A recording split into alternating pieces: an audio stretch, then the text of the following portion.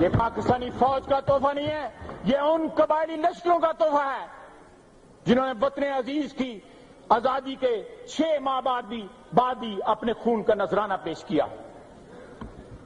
جناب والا، سینکڑوں اور ہزاروں ارب بلکہ tens of thousands of billions of rupees and dollars جو ہے ہم نے پچھلے 58 سال کے دفاعی بجٹ پہ خرچ کیے، اور داستان کیا ہے؟ 48، 65، 71، 84 اور 99۔